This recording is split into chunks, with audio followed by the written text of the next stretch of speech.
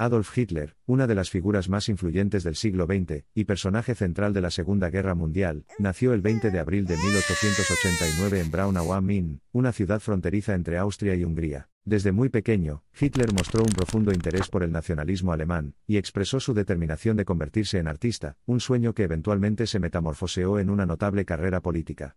Su trayectoria artística, sin embargo, no floreció. Adolf Hitler, matriculado en la Academia de Bellas Artes de Viena, lamentablemente no logró ser aceptado. Este importante revés empeoró con el fallecimiento de su madre Clara Polzl debido a un cáncer de mama. Se mudó a Múnich en 1913. El resentimiento de Hitler hacia los judíos, surgido de su fusión de nacionalismo con ideologías racistas y antisemitas, lo encontró simpatizante del Partido Nacionalsocialista de los Trabajadores Alemanes, partido nazi, un grupo político pequeño e insignificante a principios de la década de 1920. Hitler pronto saltó a la fama dentro del partido, convirtiéndose en jefe de propaganda en 1920 y, más tarde, en líder del partido.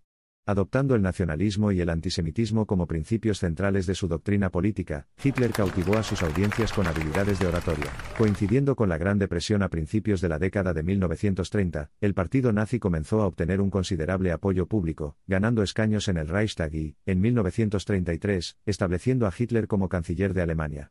En vista de la muerte del presidente Hindenburg en 1934, Hitler combinó los cargos de canciller y presidente, declarándose posteriormente Führer und Reichskanzler, o líder y canciller del Reich, de Alemania. Como Führer, Hitler inició un reinado de terror sin precedentes al abolir todos los derechos contenidos en la Constitución de Weimar, y distorsionar el sistema democrático de gobierno hasta convertirlo en un régimen totalitario malévolo.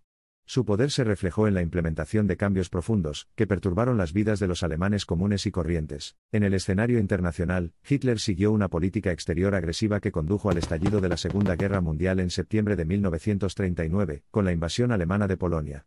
Al año siguiente, las fuerzas de Hitler ocuparon Dinamarca y Noruega, seguidas de campañas exitosas en Europa Occidental, incluidos los Países Bajos, Bélgica, Luxemburgo y Francia. Conocido como Blitzkrieg, o Guerra Relámpago, el método utilizado por el ejército alemán fue devastadoramente eficaz, tomando a los enemigos por sorpresa y manteniéndolos así desequilibrados. En el verano de 1940, Hitler parecía estar en la cima de su poder después de la caída de Francia. Sin embargo, sus planes para la invasión de Gran Bretaña, la Operación Sea Lion, no se concretaron.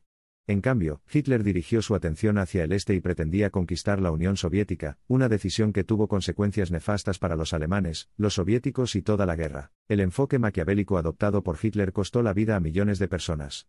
Preocupadas por la purificación racial, se iniciaron políticas eugenésicas de exterminio, dirigidas específicamente a judíos, romaníes y personas con discapacidades físicas y mentales.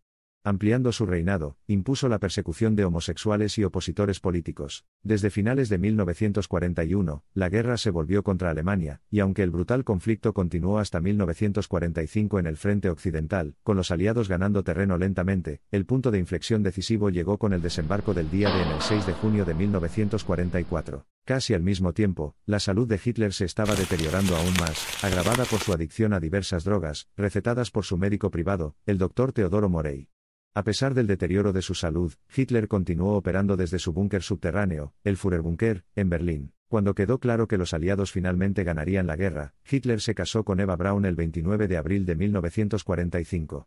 Un día después, el 30 de abril, mientras las tropas soviéticas avanzaban por las calles de Berlín, Hitler y Braun se suicidaron en el Führerbunker. Luego, sus cuerpos fueron enviados y quemados hasta quedar irreconocibles. Los restos del liderazgo nazi se rindieron incondicionalmente a los aliados el 7 de mayo de 1945.